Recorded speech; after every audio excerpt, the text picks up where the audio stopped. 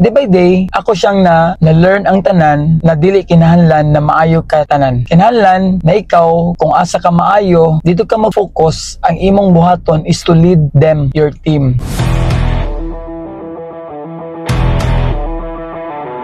Kinahanglan ba na master ka sa tanan departamento na mag-create ka og negosyo? Labi na sa coffee shop business. Kung gusto ka na makibaw unsang tubag, humanani ang video para na kay makatunan. By the way, I'm Jobber Pataytay. Almost 10 years na nagnegosyo. Here's my story. Sometimes feel na to kung magnegosyo ta, kaya ang tanan na mga aspect sa negosyo kinahanglan maayo ta. Maayo ta sa operation, maayo ta sa recruitment, maayo ta sa kitchen, barista, maayo ta sa purchasing o guban pang departamento. Sa pagsugod nako na pag-create sa negosyo, labi na sa coffee shop, nagsugod jud ko na akong bit-bitra is og unsa akong core gift na gihatag sa Ginoo. Eventually, naara ko'y igsuon na barista, nagkuha ra kog mga expert sa kitchen, sa recruitment ug sa uban pang department like sa finance. Day by day, ako siyang na-learn ang tanan na dili kinahanglan na maayo ka tanan. Kinahanglan na ikaw, kung asa ka maayo, dito ka mag-focus, ang imong buhaton is to lead them, your team, and mag-create kag mga procedure, mga sistema para modagan ang imong negosyo. As ikaw, as owner, dili pod ka basta-basta mopahuway, matulog, kay it's because kibaw man ka na you need to double down your execution na ma-check nimo tanan departamento. Sa barista, kinahanglan mo ikatunon, sa kitchen, kinahanglan sa ikatunon, sa finance, kinahanglan mo ikatunon, sa cashiering, kinahanglan mo ikatunon, sa purchasing, kailangan mo ikatunon, ug sa sistema, sa tanan, labi na pag-handle sa mga tao. Ang imo lang is imo siyang gayron ang tanan og imo siyang iusa-usa og tibok-tibok. Man ang uban na dili sila ganahan magnegosyo because fear nila na dili sila maayo anang departamentuha. Sa realization nako na tanan dili ingon na maayo ka, but naa kay mga team nimo na maayo dihang dapita and you work as a team magtinabangay. Sa kuha, ang gibuhat nako is to oversee tanan ng mga aspect na departamento na akong nakita is ma-execute lang jud. Man if ever na magnegosyo mo, kinahanglan na jud kay God sa pagbuo sa imong team. Dugay man siya mabuo. Before me nag-coffee shop, nag-shake ko sa una, then day by day na-learn dyan ako ang tanan ng mga departamento. Pagsulod na ko coffee shop, ang barista o ang kitchen, ang dili na ko maayo. In terms of pagdala sa tao, pag-scheduling, pag-hire, pag-cashier, pag-purchase, o guban pa, kamao ko dihan dapita. Kay previous na kong negosyo, mao na akong nakatunan o na-solve na ko na problema. Busa, kita, naganahan ta magnegosyo, it take sacrifice na kinahanglan imong tutukan na makat-on nimo ang tanan. Dili siya basta-basta. Pwede makat-on nimo tanan if mobayad ka sa tanan departamento kung unsa mga execution diha. Pero gasto og dako. Pero kung nakay kwarta, nakay na funds, pwede jud. For example, sa mo